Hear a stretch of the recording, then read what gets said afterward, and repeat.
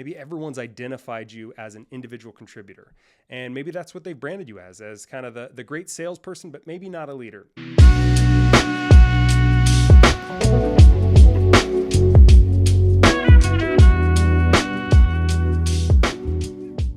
You ever had a career or leadership question that you couldn't figure out? A situation at work where you felt lost, you maybe felt hopeless, maybe you just felt overwhelmed because you didn't know what to do. You didn't know who to ask. And so you maybe just kind of let it go, or you just kind of put your head down and hope it gets better. Well, if that's you, today you're in luck because I have scoured the internet and I'm going to answer the most popular / most interesting career and leadership questions that I could find. So we're going places like Reddit, Quora, LinkedIn, YouTube. I look for the best ones. So we're going to answer a couple of them today. So I want to jump in and kick things off with question 1. And this actually comes from a friend of mine, someone who is a sales rep and has kind of been stuck in that role for a while. So here's the question. What do I need to do if I'm a sales rep and want to advance to the next level? What skills do I need? Who do I talk to? What do I do? So this one is actually kind of interesting because I was a sales rep for many years, and I know how challenging it can be to be stuck right before the next level, right when you're ready to kind of break through into leadership to the next level, but you feel stuck. Maybe everyone's identified you as an individual contributor, and maybe that's what they've branded you as kind of the great salesperson, but maybe not a leader. So here's a couple of things that I would do. Who do you need to talk to? Let's start with that. You need to talk to and get in front of the people that can actually make the decision and actually give you an opportunity. So people like your boss, they should definitely know what your goals are, what you need to be working on. Ask them questions like, what am I missing? What does it take to get to the next level? When have you heard the next positions are opening up? Like, make sure your boss is your number one supporter and they're aware of your goal. The second thing is you got to find out whoever is going to be in charge of that new team that you want to get promoted to. So is it a director? Is it another senior leader? Is it a manager you can talk to? But they need to know who you are. At minimum, they need to know you exist and what value you offer.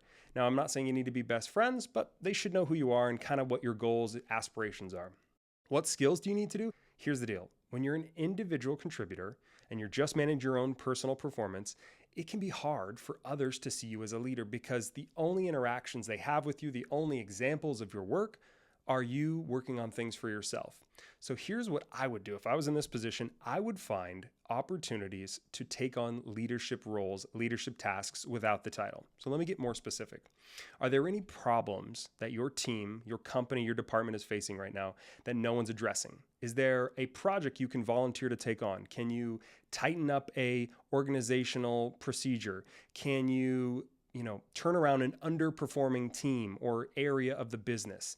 Whatever it is, I want you to think about a current problem, something that you think you could help with, and I want you to volunteer to take that on.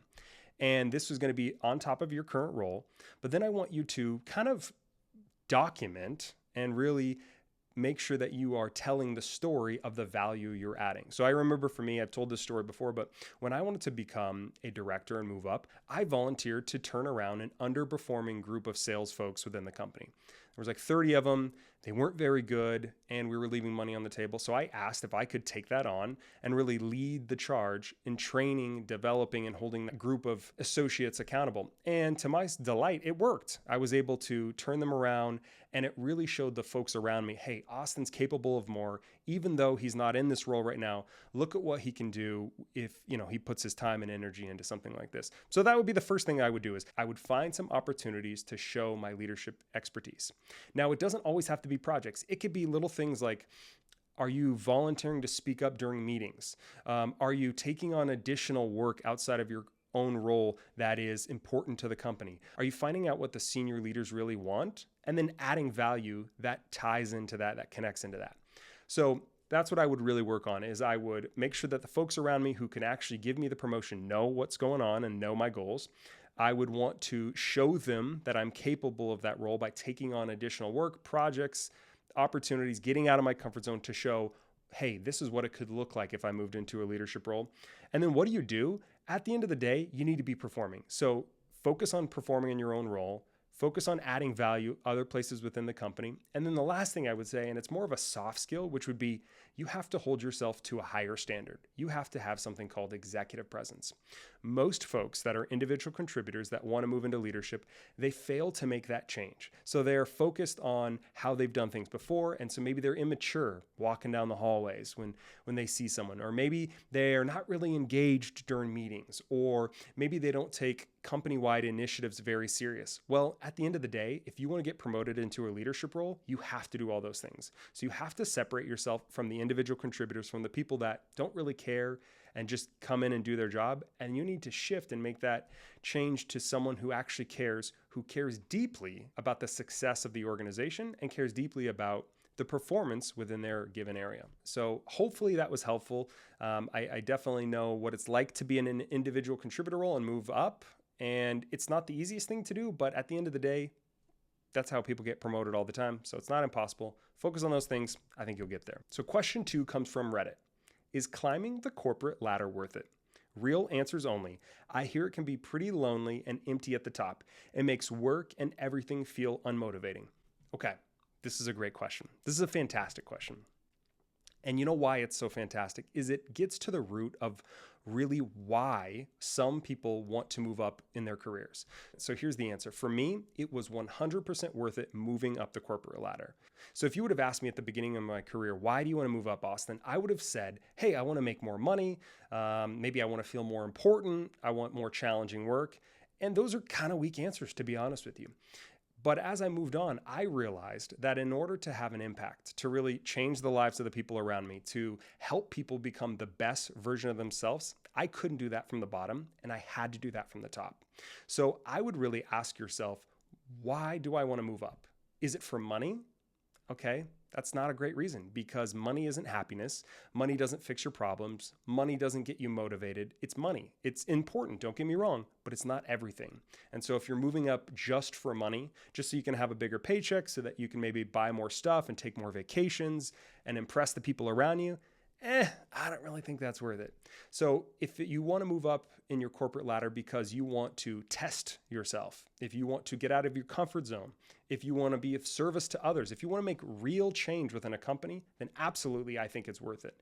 Now, as far as it can feel lonely, I think that depends on kind of how you run things. If you get to the top and you isolate yourself from others, if you don't engage with your team and you just purely keep it professional and don't build meaningful connections, yeah, it can feel super lonely.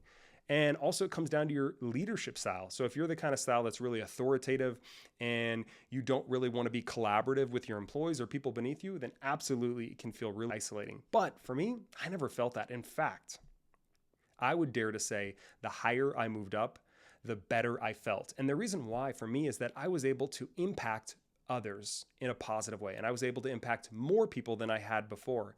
And that is what drove me. That's what really filled my soul. That's what kept me going when things were tough.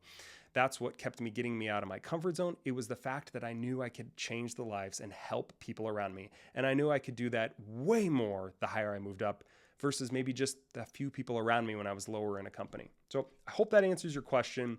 I thought that was a really good one. But again, ask yourself, what are my motivations for moving up the corporate ladder? If they're good motivations, then no, I don't think you're going to regret it. I think it's a great decision. But if they're, surface level, monetary, materialistic things, I want a better title so I look cool, I want more money so that I can buy more shit, I don't think it's worth it.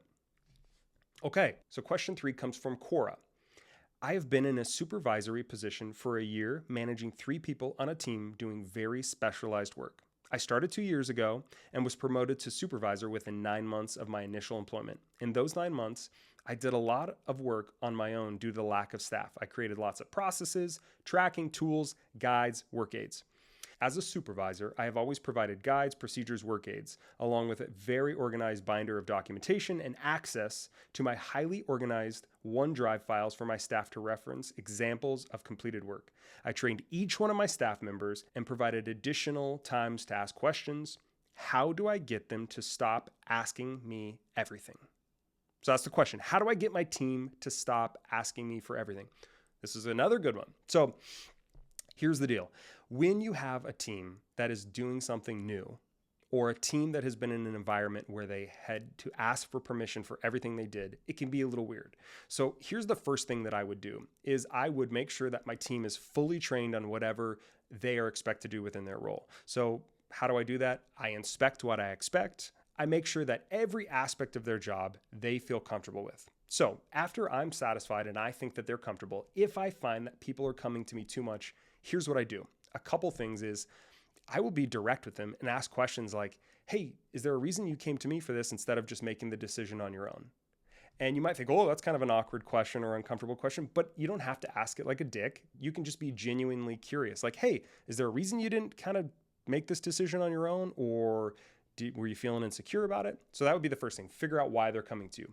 And if they say something to the effect of, well, I just wasn't sure if I was doing it right, I want you to reinforce that they are capable and smart enough to make these decisions on their own. So I would literally, as I had my teammates come to me and ask me, hey, how do I do this, Austin? Or can I send this email? I would be like, hey, Oscar, I trust you, man. I think you got this. I don't mind being a sounding board, but honestly, I want you to own this. I think you can figure out how to send the email, what to write in there. And if you get stuck, of course, I'm here for you, but I first want you to try on your own. If you fail and you can't get anywhere, absolutely come to me. And it's weird when you do that. You empower your staff and you show them, hey, I trust you. I think you can handle this. And a lot of times that's all it is they don't trust themselves and they need a little bit of proof of that. And so you have to build them up, give them the confidence to say, hey, I believe you can do this. I know you're capable of it. And of course, you're there for, guardrails to make sure things don't go totally crazy, but it's their decision. It's their move. They make the day-to-day decisions. You don't do that. And that takes time, right? And at first, sometimes it can be tempting to just want to solve their problem. They come to you for a quick question and you're like, maybe it's just easier to answer the question. And that would be a mistake because you are then enabling that behavior and you're actually encouraging more of that. So when you take an extra second to say, hey, is there a reason you came to me for this? Why didn't you make this decision on your own? I believe you can do it. You set yourself up for the future and you eliminate them coming to you for every little thing. Now, if it continues to happen over and over and over again, you've had the conversation, you've encouraged them, it's not working out, then it may be time to look a little bit deeper. What is the root cause? Why are they coming to you? Have they been discouraged in the past from making decisions like this? Do they have some sort of insecurity from something that happened earlier in their career? Are they still just kind of getting out of the poor culture of the team before you came on board? I don't know what it is, but you may need to dig a little deeper. But I have found 9 times out of 10, figure out what's going on, give them some reassurance, and they're going to be just fine. Okay. Let's go on to the next one. So question 4 comes from Reddit. How do I know if I'm underpaid? And if I'm underpaid, what do I do about it? Okay, this is a good question.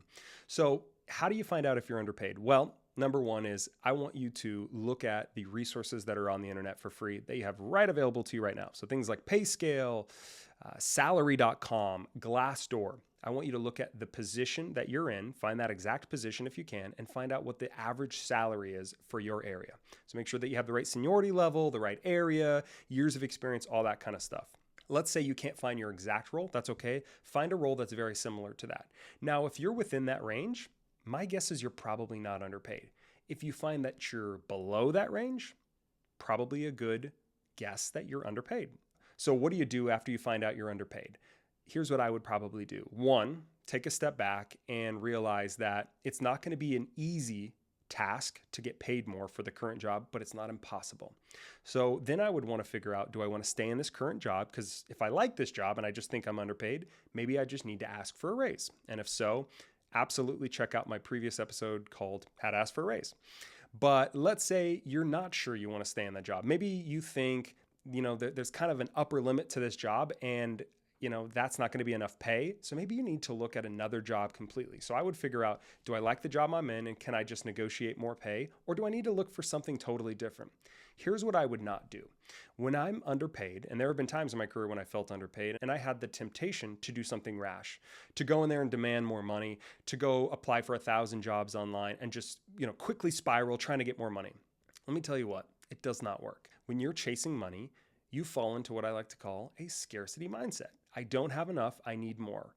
And guess what? The more of a scarcity mindset you have and the more you're worried about the money, the less of it comes to you. The more you believe that there is abundance and that money is flowing to you freely and that there's plenty of opportunities, the more money, the more opportunities you find. I know that sounds weird, right? Because you almost have to have faith that things are going to work out. And the reality is it will work out. If you truly believe you're worth more, if you believe you're underpaid, and you make that known and you find the right opportunities, you're going to get paid more.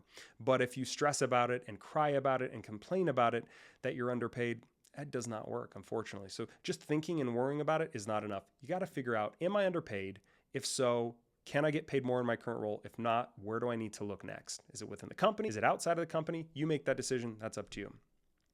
So we answered a couple of questions today. I hope those were helpful. This was kind of fun, looking at questions in the internet and finding out what people were thinking and what they're struggling with. So if you find yourself in a similar scenario, let's say you're at work and you're just feeling like things aren't going well, like you're just capable of more, that you want to break through to the next step, you want to get paid more, you want to get promoted faster, you want to find out what you really want to do in your career, I know I can help you. This is what I do all day long with our clients. And so if that's something you're interested in, click the link in the description. I'd love to have a chat and see if we might be a good fit to work together. So I want to say thank you so much for listening. Make it a great day.